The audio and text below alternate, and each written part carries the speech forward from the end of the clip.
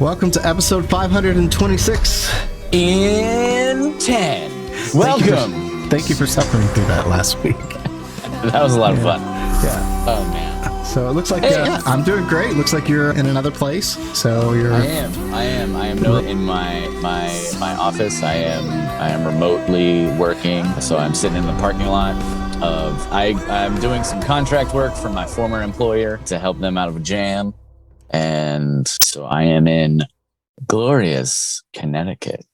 Yeah. So you're in Connecticut and... So I'm in Connecticut and doing the podcast from the car. Awesome. Yeah. Hope it sounds all right. Let us know if it's, terrible. All right. Yeah. This week we watched the Mortal Kombat. The movie. Oh gosh, that hurt my throat. I didn't realize there were so many Mortal Kombat movies. Like after me and my wife watched this, my wife and I, we watched this and then we saw a bunch of other Mortal Kombat movies. I thought there was just the one that came out like when we were a kid, like with the techno music or whatever. But apparently there's a bunch. So there were two in that series. And then there was some like direct to video or like direct to video on demand movies that weren't really canon, if you will, with the other movies. And were just kind of like either one-offs or like soft reboots for video on demand. And this is like an official reboot, like a serious go, if you will, at making a legit Mortal Kombat franchise. So that's interesting. And I don't know about you, but I think fairly successful venture, minus the fact that they couldn't show it or in theaters and have a big splash opening and all of the HBO Max and, direct to home kind of stuff. But there's like good and bad about this movie. Yes. Oh, yes. This is not great cinema. Well, actually, I could argue there the cinematography was amazing. Like it's a very fun to look at movie. Yes. Yeah. If you don't know anything about Mortal Kombat and you watch this, you will be confused. Yeah. My wife was confused. She was like, what is happening? What is this? Yeah. Like, you need story mode on a couple of Mortal Kombat games to just get a sense of the dynamics between Earthworld and Outworld and Savage World and all that stuff. And I haven't played a Mortal Kombat video game since Mortal Kombat 3, like regularly. Or at least in story mode. Like there were characters in this movie who I was like, who is that? Like, who is this? Like where's Baraka? Who's this guy with the hammer? I don't know who that guy is. Yeah, I don't know Hammer Guy. Yeah. Who's Hammer Guy? Yeah. Kratos? Who is the main character? Did they make him up for the film? Is the main? Yeah, the main character is not a part of the video games at all. Just completely new. Yeah. So I was waiting for him to turn, like for the whole first half of the movie. I was like, okay, so maybe he's going to take on Scorpion. Yeah. Take the mantle of Scorpion, but no. Or it may, at one point I was like, maybe before Liu Kang showed up, I was like, maybe he's going to become Liu Kang. Right. And then all of a sudden it's, there's Liu Kang. Never mind. Hi, I'm Liu Kang, just standing here in the desert. I was going to come to you, but you came to me. So that's great. The story of this film is just, it's like they're finally here. We have to go somewhere else. Why were you waiting there? What? I was? Why did you seriously? You knew I was in danger and you just waited in the desert? I'm here in the desert. Oh, and now we'll all go to Raiden's temple. Yeah. Why? What? Yeah. And he didn't explain why he couldn't help like early enough. So it was like my wife's like, why didn't he do something? And then how come he's doing something now? Where was the switch that flipped? Yeah. To where Raiden was like, okay, now I guess I can break/bend the rules. Oh man. It's a movie. It's a movie and it has story beats and it's fun to look at. And here's what I appreciate about this movie. This is my number one appreciation for this movie. The previous Mortal Kombat movies all tried to be PG-13. When we all know, everyone who's our age, roughly, knows that one of the biggest reasons that Mortal Kombat had such a huge following was because Street Fighter 2 people loved. And so that was like Street Fighter 2 kind of came before this. So people were involved in that. And Mortal Kombat took it to the next level by having realistic characters, as in it was a realistic portrayal of the character as opposed to a cartoon projection. And then the blood, like the blood code for the Sega Genesis. That was the thing that set it above other games, was that you would punch somebody and blood would squirt out. And that not is just a little bit of, like a massive amount of blood. Yeah. Like an amount of blood that your body does not hold would come flying out of your body on a regular basis. Yeah. Yeah. But it was fun. Like, yeah. I saw the game first in the arcade and I was like, oh, what? That's when I started playing this. And I was like, this is awesome. This is violent. Yeah. And you learn how to do all the movements and stuff. Like now I don't have the patience to learn those kinds of things, but back when I was a kid I didn't have anything else to do. I was like, oh, okay, when you spend like 50 tries to try to get this fatality and then never be able to do it ever again. It's good times. So they actually incorporated that into this film. So if you were looking for some fatalities, you get to see some. Boy, are there some. They're pretty There fun. are some. Some. That Kung Lao spinning hat split the girl in half was like something out of an alien movie. That was pretty hardcore. I like that they actually made fun of his spinning hat, like how it's kind of dumb, like the idea of it. Oh, definitely. Definitely. Yeah, Kano, like I liked him more than I thought I would at the beginning. Like he's an ass. Yeah, that actor was on that show on Showtime. Oh, what was it? House of Lies with Don Cheadle and Ben Schwartz. Josh Lawson, that's his name. Yeah, Josh Lawson is the actor. And Kristen Bell. And that show was like real under the radar good. And he was great on that show. So when I saw it was him, I was like, oh, that guy's funny. Like I know him as a funny character. So him being this like kind of badass was like, all right, I wonder how this is going to work. And they really played into his comedic timing. I dug that. I thought that was a nice take on Kano. Yeah. It was totally different and like unexpected. I don't really remember Kano from the game that much, except I guess he had a laser eye. He was in that first one, and he was like, he was a real like middle of the road character. And honestly, I felt like Johnny Cage was too. So them like setting up Johnny Cage for the second film is like, really? That's the guy? Like, really? Yeah, just some just some sunglasses guy. Yeah, the sunglasses. Yeah, nobody liked playing with Johnny Cage. No. At least not in 1995. So maybe he's cool now. I don't know if that's changed. Maybe he's cool now. Maybe he's like number one. But nah, not when those first three games came out. But the actor who plays Sub-Zero, that dude is a lot. He was great. He's on that show Warrior on Cinemax / I think it's on HBO Max now. If you haven't watched that show, highly recommend. Warrior. What's it about? It is very good. Basically, it is about a Chinese immigrant who, this is like just post Civil War in San Francisco, who shows up like the first episode is him showing up off the boat. He speaks English because his grandfather was American, and he's come to San Francisco to find his sister and take her back to China. And basically he very quickly gets wrapped up in the Chinese gang wars that are happening.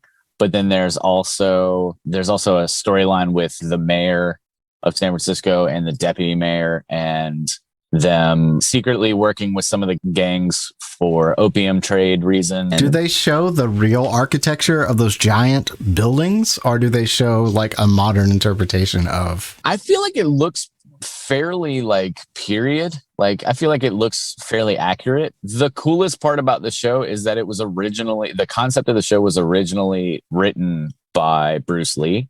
So it has like a Bruce Lee vibe to it. And the fighting on this show is phenomenal. And the dude who plays Sub-Zero is the sister's kind of bodyguard / boyfriend. And he is, that dude and the main character are both like just some of the best, like up close technical fighting that I've seen since The Matrix. Yeah. The fighting in this film, great. The action sequences, pretty good. The cinematography, insane. The story, meh. Yeah. Big dumb fun. This is a big dumb fun movie. I was really hoping they would actually have the tournament. I really thought it was going to go there. Right? So I was just like, when is this tournament going to? This whole movie is about the pre-tournament? We're not even going to have it now? What is happening? They could Come have had the on. tournament. Yeah, I didn't. Yeah. Oh, we want to go ahead and start this now. Why? Like, you obviously don't trust your people then. Shang Tsung obviously doesn't trust, his warriors in a clean fight. So, yeah, it's silly. Yeah. I guess it's so they could fight in more locations. Yeah, maybe. I did like that some of those locations like really felt some of the locations from the video game.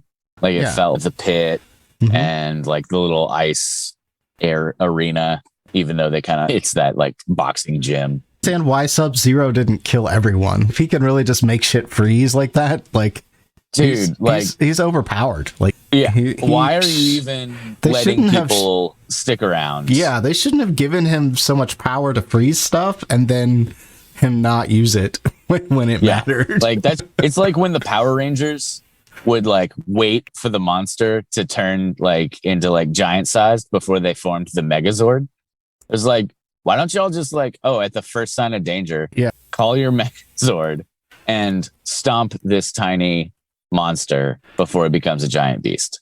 Exactly. Is it overkill? Yes. Is it efficient? Yes. Let's be efficient. There was a lot of just these. I'm trying to find the Sub-Zero here. He basically froze the whole town before he even showed up. Like, it was creepy. It was well shot. It was everything. But then they scaled his power back later when he's fighting. That's what I don't understand. Like, why didn't he just... He should have murdered everyone. Everyone should be dead. Yeah. Why... Yeah, or they should have had to come up with like a different strategy to beat him. Or when what's his name was there, Jax was there with the rocket launcher, he should have actually hit him with it. That would have made sense. At least that's like a story way to get rid of this character that's so overpowered. Yeah. But no, they just scale him back when it was convenient. So lots of story problems, so many story problems. Yeah.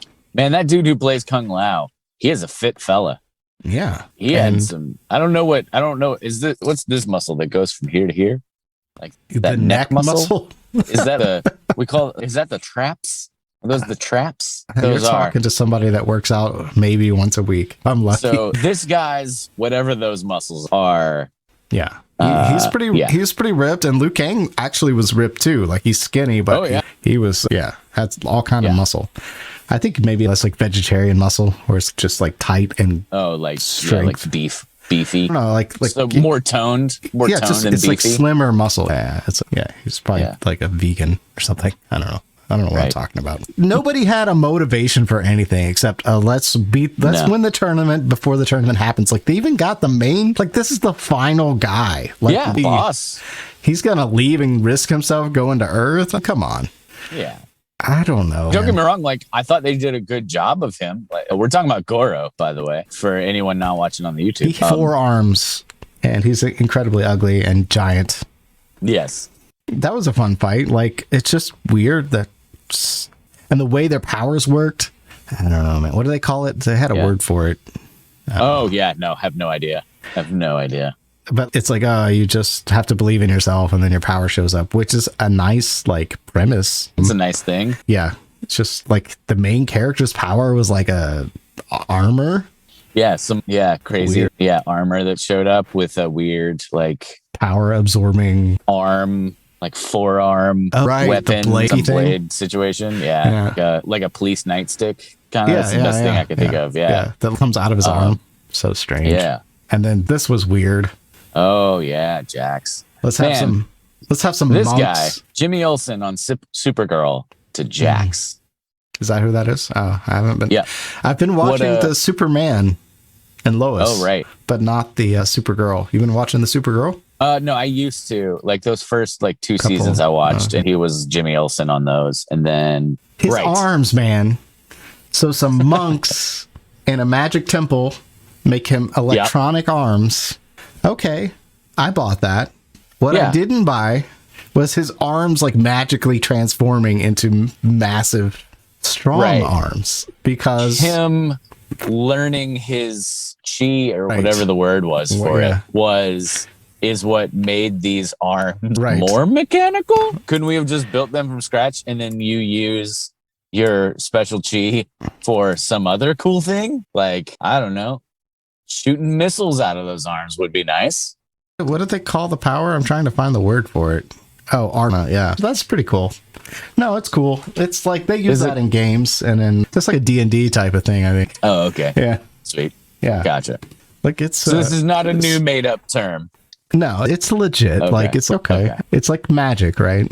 So it's just weird that Jax's magical power is based on like mechanical arms. Little strange. But yeah, I guess they wanted them all to have the same terminology or whatever. They can talk about it. Yeah, it was very forced. The storytelling was very...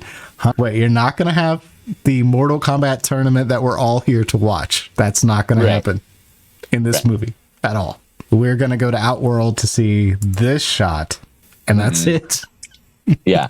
So wait, so we want to have a tournament, but instead of having the tournament, we're gonna kill everybody early with kind of a pre-tournament, and then the good guys' plan is we're not gonna let them have a pre-planned tournament. We're gonna take the pre-planned tournament to them. Booyah! Boom. Yeah. Mic drop. So instead of having a fight before the fight, we're gonna surprise them with a fight before the fight. With the only sticking point being fighting as one big group or fighting them all individually.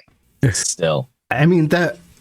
There was some logic to that. I appreciated that logic of, okay, we'll just take them out of where they are so they can't like group destroy us or whatever. Right. That kind of made sense. So a little bit more of a fair fight. A little strategery with, okay, I'll fight this person because maybe my skill set is a little bit more in tune. Like after they kill Goro, that's when the enemy should have been like, okay, we'll just wait. Right. Yeah. We'll wait till the tournament. My bad. But you still have Sub-Zero. That's the thing. Like, in a fair tournament, not fair, in a tournament setting, one-on-one, just ride the horse that got you there. Yeah. Take Sub-Zero into this thing, because the only person who's stopping Sub-Zero is Scorpion. No longer coming with back us. Yeah. From hell. From hell, by the way. Yeah. What a great plot point. And actually, you know what's weird is that actually works for me. I was like, in the comics, in the game, Scorpio was like a dead skull guy or whatever. And then they actually explained it. And I was like, oh, that makes sense. Yeah. Giving him a backstory is nice. That was Bo's story in the film was Scorpio's was Scorpio's backstory, not any of the other stuff going on. Yeah. And they got that actor. I don't know his name, and I need to learn it, but he's super showing famous. Up in everything. My wife was like, "Oh, I know that guy." Yeah, yeah. He was like famous in Asian movies too, like Chinese movies. Yeah, yeah. He was in Endgame. Clint took him down. He was in the Wolverine movie, the second Wolverine movie. Yeah, the dude shows up in everything. He's so good. It's almost like they were like, "Hey, we got this actor, so let's write some good stuff for him to do. We'll give him he's like, hey guys, I don't really have a real character arc. You think we can write that in? Sure. Actor of your caliber? Definitely." And then everybody else was like, and cut to fighting. It just, yeah. Yeah. As far as having as many characters as Mortal Kombat the game has and making some kind of like legitimate story out of it, that has to be just a cluster in itself. Like just the idea of making that happen cannot be easy, and in like a 2-hour time span, because there's so many characters. The way they approached it made sense. I just wish it was maybe a little more fleshed out. I wish they would have had the tournament at the end, and you could explain more random characters coming in at the end, so you could have a tighter story with the other characters. Smoke and Baraka. Yeah, that was weird. And who was there was the chick who had the green stuff, and then the chick who had the blue stuff. Katana, maybe? Right. I don't know. Yeah. I don't know who these people are. I don't know. It's been so long. They don't mention the characters' names either. There's no, what is this? You know what I mean? Who was this guy with the glowing eyes? He wasn't Smoke? Was he Smoke? Who was he? No, he was not Smoke. I thought he was followed him around. For the first 5 minutes of him being there, I was like, is this Smoke? I feel like they said something else. I don't know what his name was. How come Sub-Zero had Smoke? Like, I don't know. I was confused. Yeah. I was very confused. Yeah. Where's Noob Saibot? Right. Yeah. That was like a password or something, right? Yeah. So is this the best video game movie ever? Because here's the deal. Video game movies generally are not good at all. We need the list of video game movies. Let me find you. Let's get a full list. Okay, so there's the Resident Evil movies. There's Super Mario Brothers starring Bob Hoskins and John Leguizamo. That movie was awful. The first Mortal Kombat's. Silent Hill, that was a good one. And by good one, that was not a good movie, but I'm gonna actually. Okay, here we go. Lara Croft Tomb Raider. That first one was actually pretty good. Those were pretty good. Those were pretty good. Honestly, they made a Doom film. They did. It stars Dwayne The Rock Johnson. What? That has to be awesome. Yeah. I haven't seen it. Hitman wasn't too bad. It's not. Timothy Olyphant had no business playing that character. He's too charismatic to have him play like super stoic robotic guy. Like, you can't do that. There's a Tekken film. Yeah. Prince of Persia was actually okay. Like, it wasn't. Was it? Never terrible. Assassin's Creed, pretty garbage. Yeah, that one was all right. Bring in Fassbender. I don't know. Marion Cotillard. Detective Pikachu. You know what? I'm going to go with that's the one. That's my vote. Detective Pikachu. Yeah. Ooh, and I will say Sonic the Hedgehog would be my number 2. I haven't seen it. Obviously, I got them confused. Yeah. No. Detective Pikachu was a splendid movie. I would watch it right now. Sonic the Hedgehog is almost like a 1A. It was that good. They basically were like, hey, Jim Carrey, do whatever you want. Like, do whatever you want. So it's Jim Carrey just being off the wall nuts, and it's great. Ben Schwartz does a great job voicing Sonic the Hedgehog. Yeah. Yeah, so I'm going to go with not the greatest video game film. I will say, like, full props for the cinematography. It's insane. Yeah. Like, it's really great. My favorite. Probably in my top 5. I would maybe put it like, maybe number 5, probably. What's really good is some of the Resident Evil movies. Those were good. Some of the I liked the first one. I think I started to watch the second one and I was like, no, I stopped caring. It got weird, and it's just the story started getting holsy. Oh, there's a Wing Commander movie? Oh, I didn't realize it was based off a video game. Yeah, that's got Freddie Prinze Jr. in it. And that other guy, he was in Scream. He was in Hackers. Yeah. The video game, one of the Wing Commander video games actually had Mark Hamill in the game. Really? Yeah. I was like, oh, I gotta get that. They had all this. It was like when you could get like a video game. It was like one of the first games to have 8 CD-ROMs or whatever. And so it had all this like video stuff on it before computers were like fast enough or had enough storage on them to like hold the game, so you'd have to change the CD every so often. Yeah, I was like, I remember I was so hyped about that. I was like, oh, I gotta get this game. Mark Hamill's in it. And I never got it, but I did play. Wing Commander was one of the first games I ever played on the computer. Yeah, that was fun. That's awesome. Yeah, Doom, played that, but like these games that they pick, I don't know how much story there is. Like in Doom, I guess you could probably make a story out of it, but it's mostly just fighting zombies. Yeah, I mean, it's you're in a dark corridor land, and you come up on some things and you blast them with all kinds of different guns. There's really not a whole lot to it. Maybe it's the idea of, there isn't much to this game, so we can make whatever story we want. Or it could be a situation where people are like, hey, I wrote this movie. And they're like, you know what this movie reminds me of? The video game Doom. Like, as far as the action sequences. Well, there's no story in Doom. So why don't we just call this movie Doom, get a tie-in, and then more people will come see the movie. Could be that kind of a situation too. Yeah. It's just like abuse the brand recognition of Doom. Yeah, absolutely. Like, see it. And then we won't give you a refund. No, of course not. Did you know you can do that? Like a lot of movie theaters, if you don't like a movie, like you can ask for a refund. Really? Yeah. Wow. Yeah. I would assume they would just say, we'll give you your next movie free. I think it's a thing. I think you can really get a refund. Like, that movie's so terrible. Yeah. I've heard of people doing it. I don't know. I never did it. Yeah, I feel like you would have to walk out. You'd have to be this movie was like so bad I left an hour in or whatever. I gave it an hour out of a 2 hour. I feel like if you get past the halfway point, you got to pay for it. I don't know. Like, don't they make most of their money off the popcorn anyway? So yeah, they don't care, probably. Yeah. As long as you bought some popcorn. I'll tell you what, you buy one more popcorn, I'll give you the refund. Jeez, that popcorn's expensive, bro. Man, you know what I did? I did try your popcorn. You did? Yeah. You had some awesome corn. I had some, I guess it's awesome corn. I made the popcorn in the bag. Yep. And then I used my own butter. Yep. And my own cheese. Yeah. And it was so good. It was so good. Oh, that's wonderful. Yeah. That's so good to hear. Yeah. Thank you for that. Thank you. Do you add a little hot sauce? A little hot sauce for a little kick? I did not do the hot sauce. I just did. Okay. I did butter, real butter, and real cheese. Yeah. Sweet. It's pretty good. Pretty good.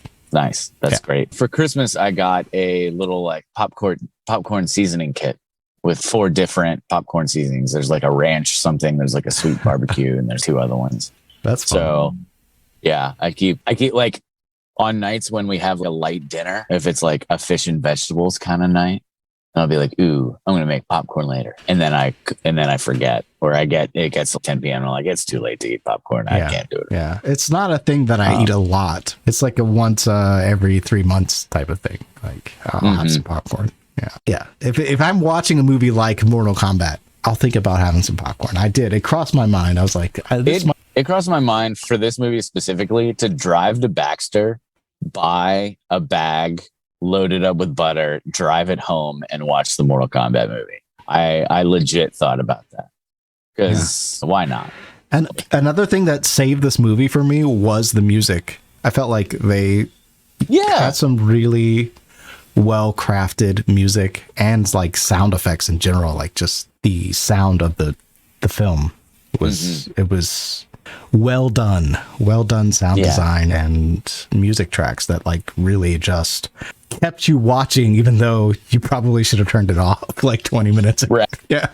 Yeah. In my head, I was trying to quantify, is out of 5 stars, what would I give this movie? And I think there's 2 different answers. I think 2.5 stars for just the movie based off of all other movies. Maybe 3.5 stars for what this is. Yeah.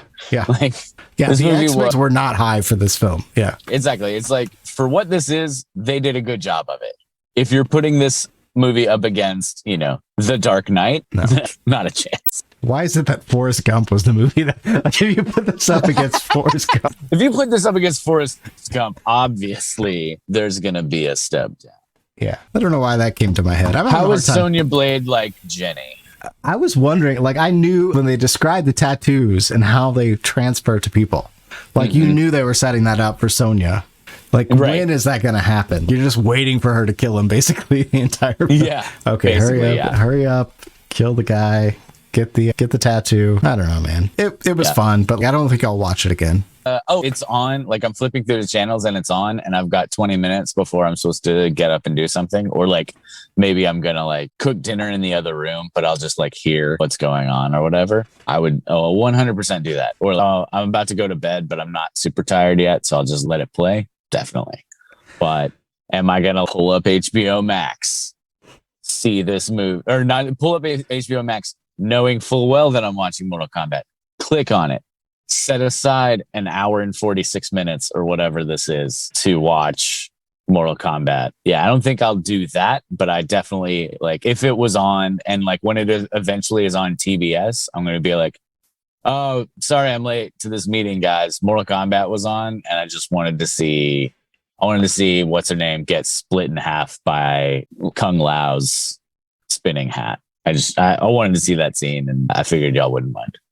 Right. Yeah. I don't watch TV passively like you. Like everything is streaming for me. Like I cut the cord a while ago. Right. So I don't know if I'll ever watch this again unless there's like maybe a Mortal Kombat 2 and I need to go back. Need to brush up. Now, where did we leave off with these characters? Was there a tournament? It was what with a combat with a K? You spelled it wrong. Did Scorpion go back to hell? Right. Did he go or back is to he hell? just did he open a bed and breakfast is he just somewhere here now? Yeah. How's he paying the bills? Does he eat real food? Does he have to eat? Yeah. Does he have to eat? Can he live in the mountains? I don't know. What's up These with are the important questions. Yeah, the spear comes out of his hand now. I guess that's how it was in the game. That was cool. Yeah. Yeah. Yeah. Who knows? Grappling spear. Grappling. It was super cool. It was cool to see. Get over here. Get over here. That one was the throat on that one. I was like, oh, he did it. Yeah. He said the line we know. Yeah. Yeah. Well, I would say watch it, get some popcorn, turn your mind off. I would recommend everybody watch this movie once. Definitely. Yeah. It's a good 2 hours of mind turning off. And there's no politics. There's no bullshit. There's no think this way, do this thing. It's just a bloody ride. It's a fun bloody ride. Fun bloody ride. A solid 2.5 stars. Yeah. Solid 2.5 stars. Yeah. Okay, and what else are you watching this week? What else did you watch? This week, I'm not watching anything because I'm working my butt off. I have not really watched anything at all. I was having trouble sleeping the other night, so The Hunger Games was on like TBS, so I put that on and just kind of barely paid attention to that until I dozed off. Is it bad that I watched every Hunger Games film except for the last one? Oh, that's a choice. That shows you how invested I was in that story. Right. Yeah, absolutely. So what's funny is so many Hunger Games spin-off type movies and books came out after that. They made that whole Divergent series of books into movies, except for the last one. Like third one did so poorly that they were like, we're going to turn the last, because I think it was like the Hunger Games where they took the last book and split it, and they were going to split it into 2 movies. And then instead of doing the 4th movie, they were like, we're going to do a TV series to wrap it up. And Shailene Woodley was like, I didn't sign on for no TV series.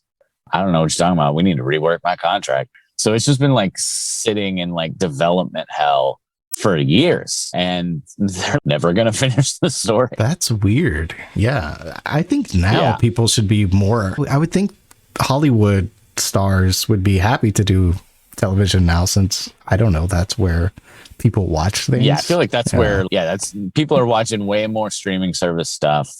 Yeah. And you can't get a movie in a theater. You can, but you're not going to get like crazy box office numbers. Not for probably a year. Like maybe around Christmas movie season, maybe.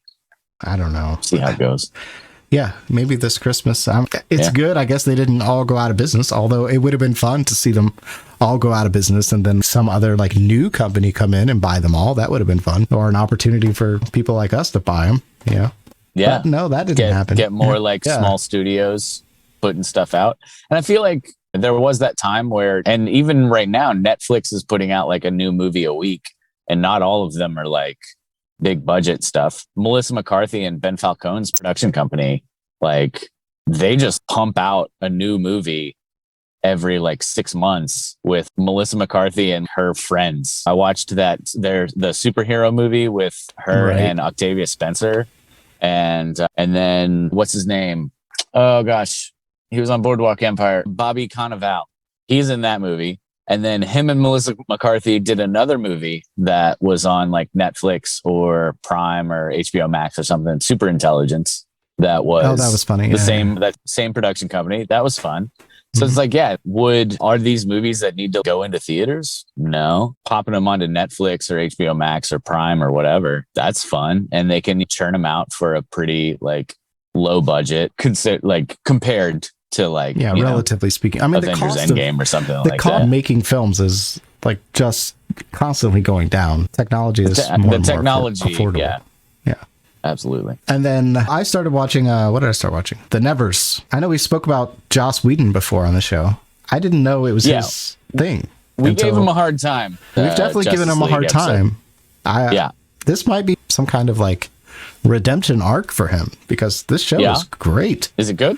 It's great. That's awesome. Yeah. It's like a Victorian era, like steampunk vibe, but it's explained by these people who get these powers in Victorian times, and they develop Victorian X-Men. Yeah, and they developed a like steampunk technology or whatever. Yeah. So it's actually just like one character doing that stuff, and then everything else is just normal Victorian whatever. And gotcha. Yeah, it's exactly that. It's basically Victorian era X-Men. Like they're all outcast because they have these powers, and most of them are women, which is a Joss Whedon trope. But I feel like he does it pretty well here. And they're not all women. It's just that the people that got the powers, they're called touched in this show, which is a little creepy and weird. But I feel like the show is written, like it's co-written and by a woman, I think, or co-produced or something. So it's not just Joss Whedon being Joss Whedon. There's some serious good storytelling going on and collaboration and stuff. It's just been of a fun ride. And you see why they're called touch. There's this like weird, I don't know, magic snow fairy dust that comes down and like it lands on people. And so it's explained, and there's a little mystery to it, and yeah, me and my wife look forward to it every week. Well, we binge watched the first 3, and then we watched the 4th one last night, and it's like a murder mystery, superhero, Victorian era. Like, it's just really this cool weaving of different things, and it's fun to watch. Really fun. Yeah.